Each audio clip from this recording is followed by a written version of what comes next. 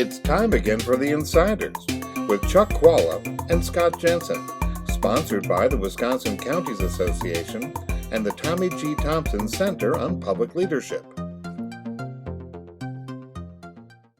Hi, I'm Chuck Chvala, former Senate Majority Leader. And I'm Scott Jensen, former Assembly Speaker. We're the Insiders. Hey, the Milwaukee Brewers are back in the news, and not just because they're on a streak heading for the playoffs. They want some money out of the state for their stadium, the existing stadium. It's for repairs and this and that. What's your take, Scott, on the proposals out there? You know, the governor made one. Now Robin Voss has made one. Where are we headed?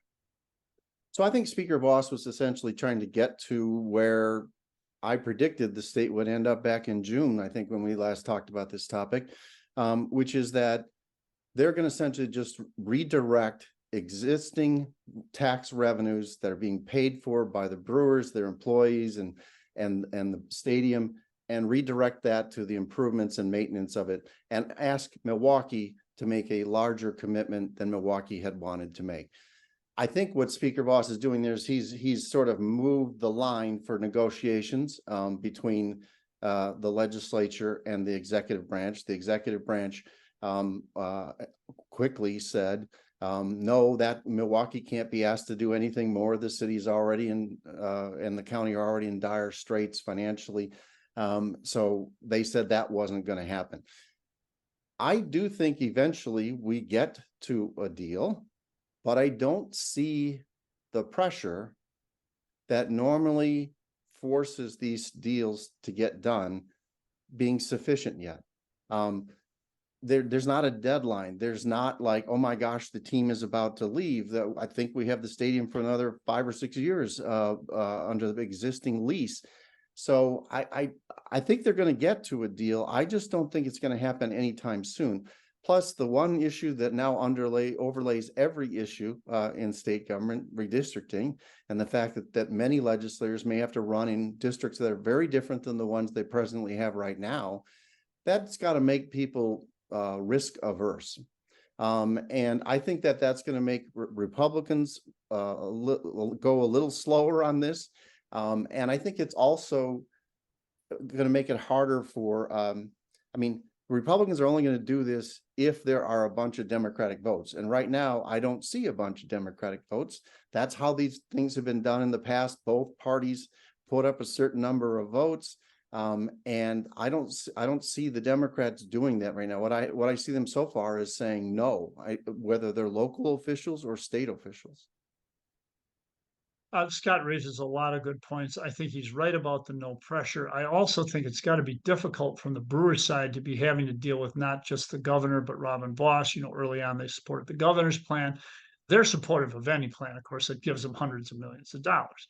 I think Scott, underlying what Scott just said, by the way, is that he knows, and Robin Voss knows, that a lot of their base does not want to spend this money on these corporate billionaires. What are we doing spending hundreds of millions on a Brewers people group that is worth billions of dollars? Why are we doing this? And I think that that's hard with their base. That's why they framed it in exactly the terms that Scott just described. Oh, we're just going to take it from the taxes that we get from the salaries of the players. Oh, and then by the way, let's make Milwaukee kick in a lot of money. There have been a lot of studies that have shown that these things are not nearly the economic generators that they claim to be.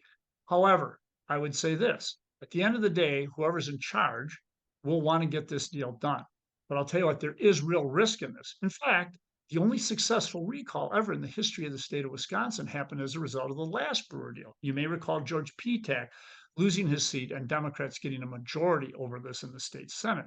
So I think Scott is right. There isn't anything immediately hanging in front of people that forces this to be done. I think even from the Brewers' standpoint, if they don't see this happening easily or well, I would think if I were them, I'd wait. If there is a change in the dynamics of the legislature and the governor next time, it's easier to deal with one entity who has control. And let's say the Democrats do get control, you'll have a governor. The governor pretty much cuts these deals if he's in the majority and his party is with him. I could see at some point if there's frustration, they might back away from this. So I'm surprised that Scott said that, but I'm not surprised that that might actually be the result. I think Scott's analysis is a good one. but it's entirely possible that it could pass as well. There is money out there and available. I do think that the thing that's actually going to keep this up, again, is a problem with Republicans thinking they have all the power. Them trying to jam this down the throat of Milwaukee, and it is a really asking for a heavy lift from them, and they already have some lift in this, is a mistake. That will drive Democrats to not be as supportive, and I don't think they should be doing that if their strategy is to get this done so they can have it behind them in the election. I mentioned earlier that I don't see the same pressure that we saw the last time we did a Brewers deal. I mean, it was constantly the topic of media throughout the state. I had people coming up to me in the grocery store telling me, vote yes, vote no. I'm not seeing that sort of pressure building yet on the stadium issue. And I think one element is not there this time that was there 25 years ago, I guess, when we did this. And that is talk radio. Talk radio is no longer as big as it used to be, not as influential as it used to be. We had united talk radio. It was talk radio and sports radio. That's all they were talking. I remember as a majority leader that I actually let them use my office to do broadcasts throughout the state and to bring legislators off the floor and ask them right on the air live, how are you going to vote on this? So I don't see any of that sort of pressure building at this point. Maybe people have got fooled by the ease with which the Bucks deal was done. But there needs to be more pressure here before we're going to be able to get the right number of Democrats and the right number of Republicans to vote for a stadium extension. I think Scott's right, but we will see. See you next time. You've been listening to The Insiders with Chuck Chvala and Scott Jensen, sponsored by the Wisconsin Counties Association and the Tommy G. Thompson Center on Public Leadership.